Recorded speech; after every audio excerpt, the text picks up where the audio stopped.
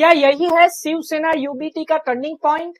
आदित्य ठाकरे जी को legislature party का leader बना दिया गया है शिवसेना यूबीटी का, और ये एक बहुत ही बड़ी बात है और ये एक बहुत ही बड़ा पद है। ऐसा क्यों किया गया? उद्धव ठाकरे जी क्यों खुद लेजिस्लेचर पार्टी के लीडर नहीं बने? तो मैं कह दूं कि अब अगली पीढ़ी को कमान देने का समय आ चुका है। उद्धव ठाकरे जी ने देख लिया है कि शिवसेना, जो उनकी शिवसेना है यूबीटी, उनका भविष्य अब उनके हाथों में सुरक्षित नहीं है जितना कि आदित्य ठाकरे जी के हाथ में सुरक्षित है। क्योंकि आदित्य ठाकरे जी जो है वो अभी के जनरेशन के हैं और उद्धव ठाकरे जी ने बीजेपी से गठबंधन तोड़ के कांग्रेस और एनसीपी के साथ गठबंधन किया। लेकिन आदित्य ठाकरे जी जो है उनकी छवि अभी भी बहुत ही साफ नेता की है और वो ठाकरे फैमिली से आते हैं। वो बाला साहब ठाकरे जी के पोते हैं, ये हमको याद रखना चाहिए।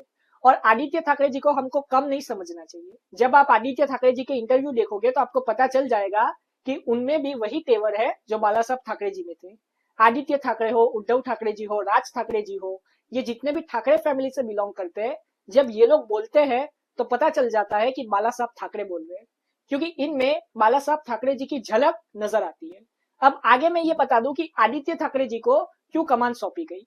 क्योंकि हाल ही में आपने देखा कि महाराष्ट्र इलेक्शन में जो शिवसेना यूबीटी है उसको मुंह की खानी पड़ी और उनको बहुत ही बड़ा नुकसान हुआ, जिसकी वजह से उद्धव ठाकरे जी ने स्टेप्स पीछे खींच लिए और संजय राउत जी जो डेली प्रेस कॉन्फ्रेंस कर रहे थे उसका कोई फायदा भी नहीं हुआ। आगे मैं एक और बात बता दूं कि शायद संजय राउत जी जो बोल रहे थे वो सारे शब्दों की वजह से ही शिवसेना की इतनी कम सीटें आई है उद्धव ठाकरे जी की। अब उद्धव ठाकरे जी की कम सीटें आई, प्लस उन्होंने कांग्रेस के साथ अलायंस भी किया। अब उनके पास दो रास्ते हैं, या तो वो वापस बीजेपी के साथ चले जाए या तो वो अकेले चुनाव लड़े, और तीसरा रास्ता है कि वो महाविकास अघाड़ी में ही रहे। लेकिन वो चाहते हैं कि पार्टी को कोई नया चेहरा लीड करे। जैसे बाला साहब ठाकरे जी ने उद्धव ठाकरे जी को कमान दी थी, वैसे ही उद्धव ठाकरे जी ने अब आदित्य ठाकरे जी को पार्टी की कमान दे दी है। और आगे मैं ये भी बता दूं कि अभी भी जो फेस है वो तो उद्धव ठाकरे जी का ही रहेगा, क्योंकि उद्धव ठाकरे जी सबसे बड़े नेता है शिवसेना यूबीटी में। मैं तो कहूंगा एकनाथ शिंदे जी से भी बड़े नेता है, लेकिन एकनाथ शिंदे जी का जो अलायंस है वो बीजेपी के साथ है। यही वजह है कि एकनाथ शिंदे जी को बहुत सारी सीटें मिली और इतनी सीटें मिली। शिवसेना अपनी आइडियोलॉजी के अगेंस्ट गई, शिवसेना यूबीटी, और उन्होंने कांग्रेस के साथ अलायंस किया, और ये वजह है कि शिवसेना यूबीटी की इतनी कम सीटें आई। अब आगे जो आदित्य ठाकरे जी को कमान सौंपी गई है, ये इसके लिए सौंपी गई है ताकि वो भी संगठन को समझे, वो भी समझे कि कैसे पार्टी चलती है और कैसे पार्टी को चलाना है। और मैं ये भी बता दूं कि आदित्य ठाकरे जी लगातार दूसरी बार वर्ली सीट से जीत के आए हैं महाराष्ट्र की, और उन्होंने कोई ऐसे वैसे नेता को नहीं हराया, बल्कि मिलिंद देवरा जी को हराया है। मिलिंद देवरा के पापा एक बहुत ही बड़े नेता थे और उनकी बहुत ही अच्छी पकड़ थी महाराष्ट्र में, और मिलिंद देवरा अभी सेंट्रल में मिनिस्टर भी है। लेकिन वो आदित्य ठाकरे जी के सामने हार गए। आदित्य ठाकरे जी के सामने बीजेपी ने मिलिंद देवरा जैसा बड़ा ओपोनेंट खड़ा किया, लेकिन फिर भी आदित्य ठाकरे जी चुनाव जीत गए और मिलिंद देवरा जी चुनाव हार गए। अब आगे इससे पता चलता है कि आदित्य ठाकरे जी की जो अपनी कॉन्स्टिट्युएंसी पे पकड़ है वो कितनी मजबूत है।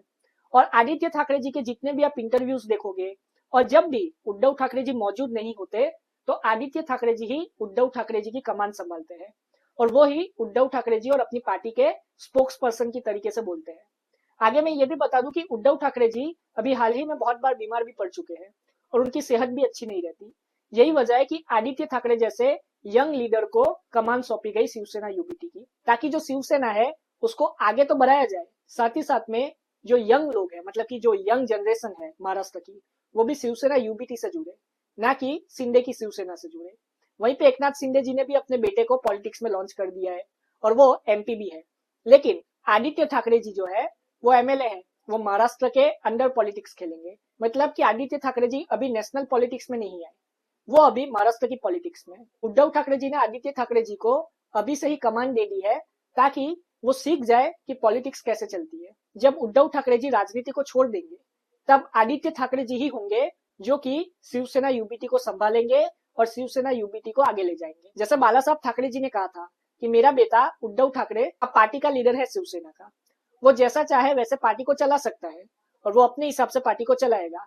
वैसा ही उद्धव ठाकरे जी चाहते हैं कि आदित्य ठाकरे जी जैसा चाहे वैसे पार्टी को चलाए और लोग आदित्य ठाकरे जी को लीडर माने, ताकि आदित्य ठाकरे जी का जो भी डिसीजन हो उसको पार्टी को मानना पड़े।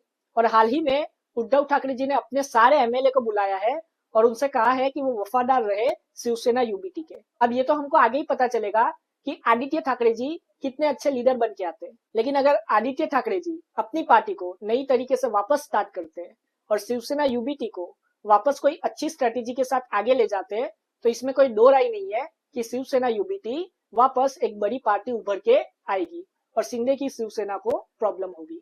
आप अपनी राय कमेंट में जरूर बताएं। जय हिंद।